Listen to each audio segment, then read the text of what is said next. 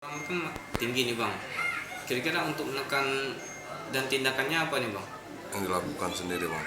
Ya, jadi memang benar untuk kasus-kasus curanmor akhir-akhir ini meningkat.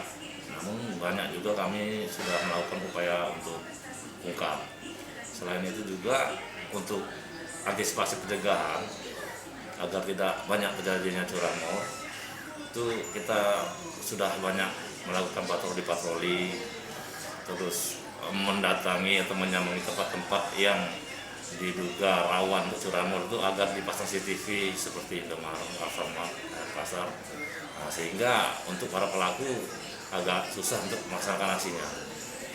Kira-kira bang, daerah yang masih rawan ini di mana yang benar nih bang?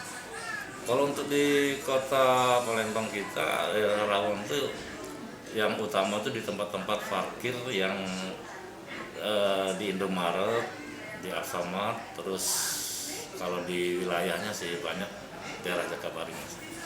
Kira-kira kalau kondisinya agak sepi bang, itu kira-kira tingkatnya berapa nih bang? Aksi curanmor sendiri bang, atau gimana tuh? Itu nggak bisa kita pastiin, nggak bisa dipastikan karena para pelaku ini melaksanakan aksinya, mereka ini mengacak, jadi kita tidak bisa memastikan. Namun semua laporan tentang kasus curanmor pasti ditindaklanjutin bang ya?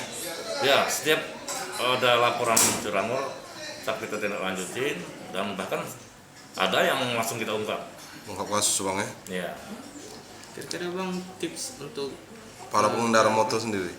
untuk tips-tips kalau bagi pengguna motor khususnya R2, ya kami harapkan pada saat memarkirkan kendaraan itu agar dikunci setang, dan diupayakan kalau bisa pada saat dikunci setang itu dia dibelokkan ke sebelah kanan.